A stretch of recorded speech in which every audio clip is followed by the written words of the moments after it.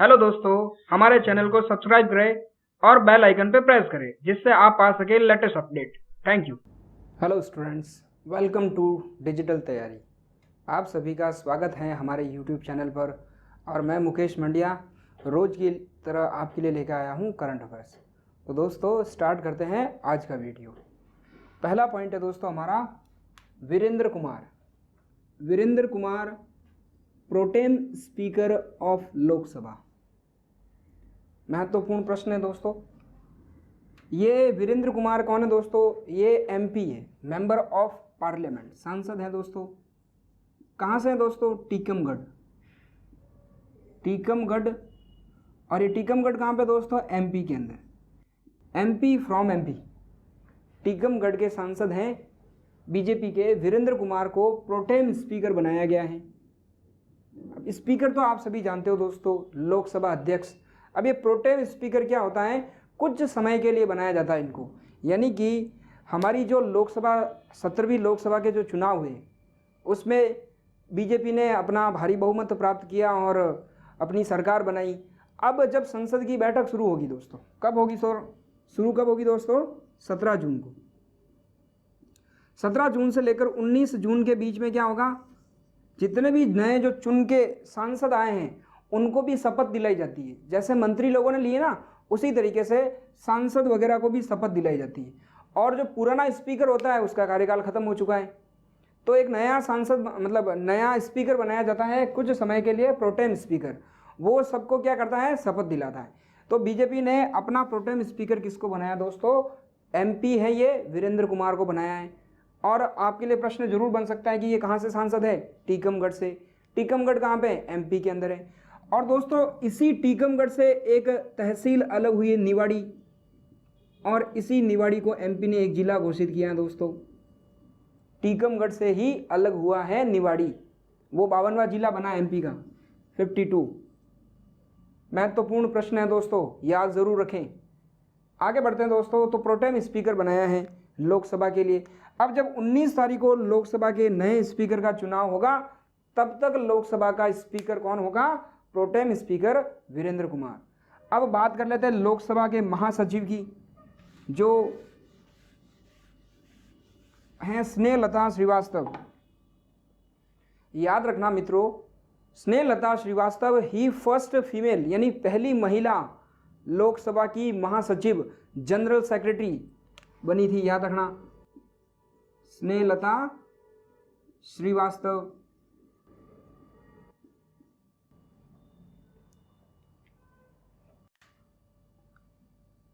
अगले पॉइंट की तरफ बढ़ते हैं दोस्तों।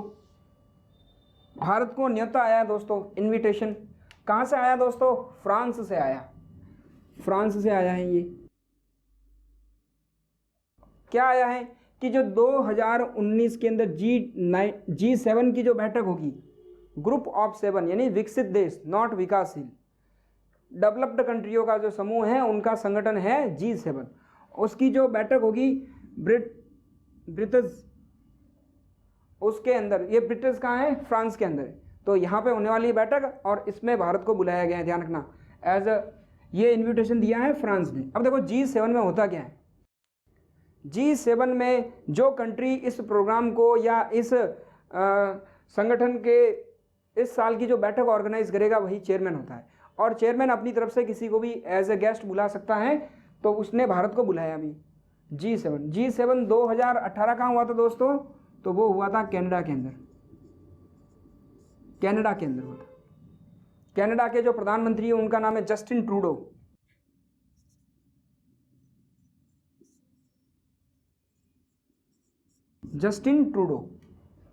ठीक है ना दोस्तों? तो इस बैठक में हमारे देश के प्रधानमंत्री नरेंद्र मोदी जी जाएंगे। और इसी के साथ एक पॉइंट और बता देता हूं दोस्तों। हमने अभी बहुत सारी चीजें पढ़ी थी। SCO की बैठक, SCO। तो SCO की बैठक अगर आपसे पूछे कि भाई फाइनेंस मिनिस्टर की जो बैठक हुई थी उसमें कौन गया था, तो उस समय सुषमा स्वराज थी और वो गई थी कहाँ पे? बिश्केक के अंदर। SCO की इस बार बैठक सारी बिश्केक के अंदर है, बिश्केक। और ये राजधानी है किर्गिस्तान की राजधानी है बिश्केक। तो अब इस SCO के लीडर्स की बैठक कहाँ हो रही है, सारे जितने भी लीडर्स हैं बड़े बड़े, ठीक है ना दोस्तों, उसकी बैठक भी बिश्केक में होने वाली है और देश के प्रधानमंत्री नरेंद्र मोदी जी जाएंगे। अभी आगे बढ़ते हैं अगले पॉइंट की तरफ। तो बात कर लेते हैं फ्रांस के जो राष्ट्रपति हैं उनका नाम है इमैनुअल मैक्रोन। इमैनुअल मैक्रोन, और जो दोनों है ना, नरेंद्र मोदी और इमैनुअल मैक्रोन, दोनों को चैंपियन ऑफ द अर्थ का पुरस्कार मिला है। अगले पॉइंट की तरफ बढ़ते हैं दोस्तों। शरद कुमार, शरद कुमार अंतरिम चेयरमैन, अंतरिम कमिश्नर ऑफ विजिलेंस कमीशन। देखो दोस्तों, हिंदी में कहते हैं, सॉरी इंग्लिश में कहते हैं CVC को central vigilance commission, central vigilance commissioner, Hindi में कहते हैं मुख्य सतर्कता आयुक्त। 1964 में बना था ये संगठन, 1964 में। इसके जो कमिश्नर थे पहले KV चौधरी, KV चौधरी, उनका कार्यकाल पूरा हो गया है। तो देखो CVC चीफ विजिलेंस कमिश्नर होता है, मुख्य। तो अब इसको अगर मैं हटा दूं तो ये हो गया सतर्कता आयुक्त, मुख्य सतर्कता आयुक्त और सतर्कता आयुक्त। तो सतर्कता आयुक्त यानी विजिलेंस कमिश्नर थे शरद कुमार, उनको अभी अंतरिम मुख्य सतर्कता आयुक्त बनाया है, चीफ विजिलेंस कमिश्नर बनाया है, याद रखना दोस्तों, शरद कुमार। बढ़ते हैं अगले पॉइंट की तरफ। ATP रैंक के अंदर टॉप कौन आया दोस्तों? नोवाक जोकोविच, और सर्बिया के हैं ये, सर्बिया। आप मुझे कमेंट सेक्शन में लिखकर बताइए सर्बिया की राजधानी क्या है, सर्बिया की राजधानी क्या है। तो देखो दोस्तों, कल ही मैंने आपको बताया था फ्रेंच ओपन के बारे में। फ्रेंच ओपन में मेंस सिंगल का खिताब राफेल नडाल ने जीता है, राफेल नडाल। तो बहुत सारे लोग कंफ्यूज होंगे यहाँ पे कि इन्होंने ही ATP रैंक को टॉप किया है। अब ये ATP क्या है दोस्तों?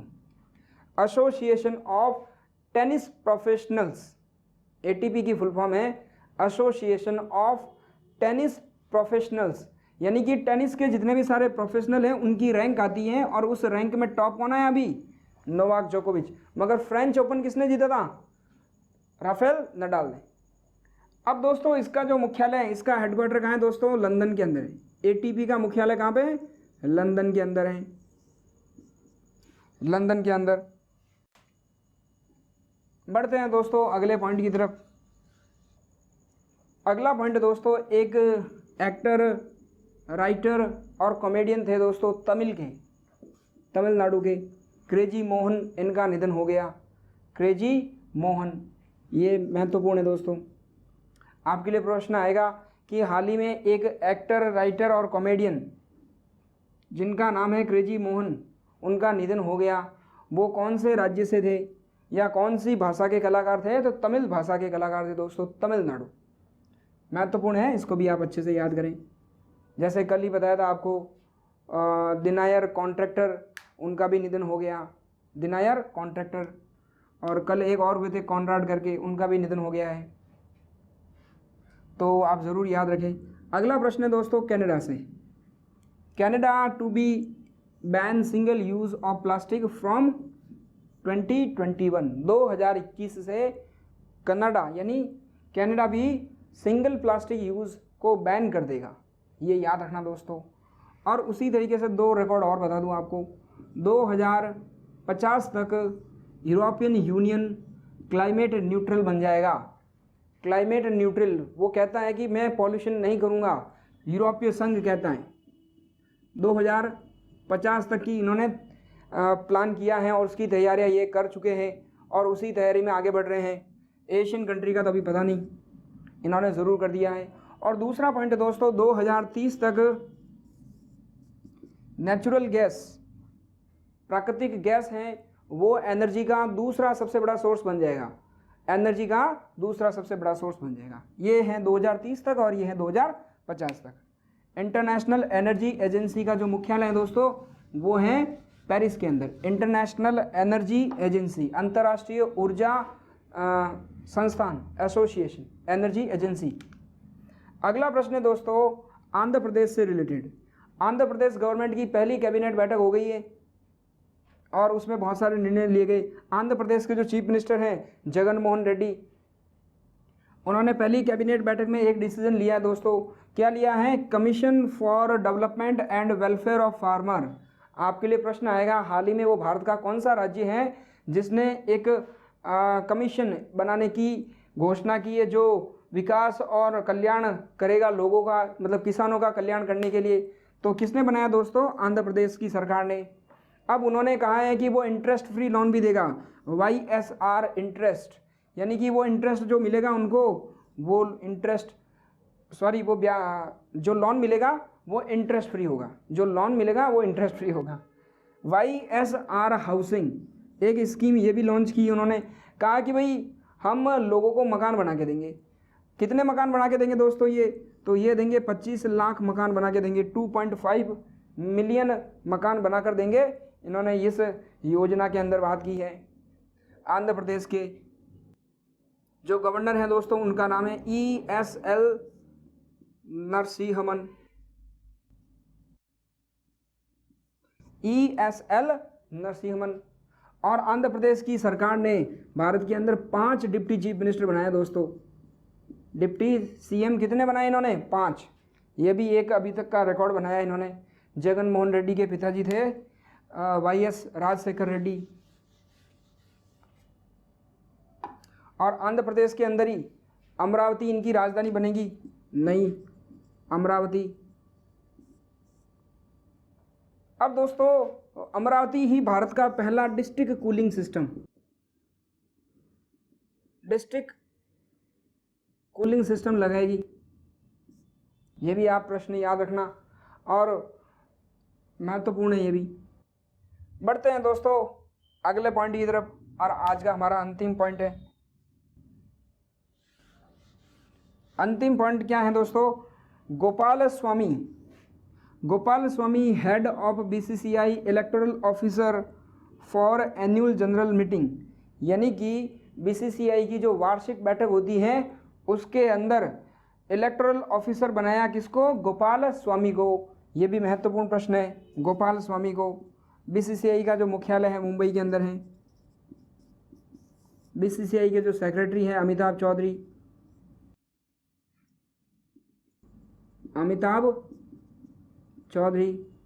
आप मुझे कमेंट सेक्शन में लिखकर बताइए अमिताभ चौधरी कौन से बैंक के MD और CEO हैं? नाम सेम है, मैंने आपसे बैंक के बारे में पूछा है, उस बैंक के MD और CEO कौन हैं? और BCCI का जो ऑफिशियल पार्टनर है वो है ओप्पो। भारत के अंदर सबसे बड़ा क्रिकेट स्टेडियम कहाँ बन रहा है दोस्तों? अहमदाबाद के अंदर। अहमदाबाद का जो मोटेरा स्टेडियम है उसको दुनिया का सबसे बड़ा क्रिकेट स्टेडियम बनाने का काम चल रहा है दोस्तों।